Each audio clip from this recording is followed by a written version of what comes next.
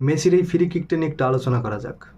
জর্ডানের প্লেয়ারের সামনে যে তিনজন আর্জেন্টাইন খেলোয়াড় দাঁড়িয়ে আছে তাদেরকে কিন্তু একটা বিশেষ কারণের জন্য এখানে রাখা হয়েছে। অর্থাৎ এই ডান পাশের যে প্লেয়ারটা আছে ওকে রাখা হয়েছে যাতে গোলকিপারকে একটা ডজ দিতে পারে। মানে মেসি যদি এই বরাবর শটটা দেয় তাহলে ও হয়তো মাথাটা একটু সরিয়ে দেবে বা বসে পড়বে বা একদিক সরে যাবে, যাতে করে মেসি ওই বরাবর বলটা গোলপোস্টে নিতে পারে। তো এখানে সব থেকে গুরুত্বপূর্ণ যে ভূমিকাটা পালন করছে এটা হচ্ছে বাকি এই পাশের যে দুইজন, ওরা এখানে যে দাঁড়িয়ে আছে ওরা কিন্তু সোজা মেসির এবং গোলকিপারের মাঝে দাঁড়িয়ে আছে, অর্থাৎ গোলকিপারের ভিশনটা ব্লক করে রাখছে যে মেসি এখানে কি করতেছে, কোন দিক শট নেবে, এটা যাতে মানে এক অক্ষরেও টের না পায় গোলকিপার। এই জন্য মূলত ওরা এখানে দাঁড়াইছে।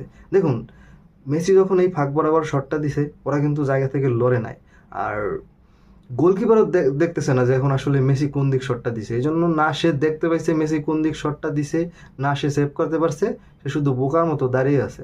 আমাদের কাছে মনে হইতেছে হ্যাঁ, এত সহজ ফ্রি কিকে গোল দেওয়া, কিন্তু এখানে একটা ট্যাকটিক্স কাজ করছে। আর এই যে যে ট্যাকটিক্সটা এটা একমাত্র আর্জেন্টাইন প্লেয়ারদের ভিতর সব থেকে বেশি থাকে, মানে বুঝতে পারা যে আসলে মেসি কি করবে, মেসি কি করতে পারে, আমার কি করা উচিত। এই যে যে টেলিপ্যাথিক কমিউনিকেশনটা এটা আর্জেন্টিনা ব্যতীত আপনি অন্য কোনো দলে এত ভালোভাবে পাবেন না।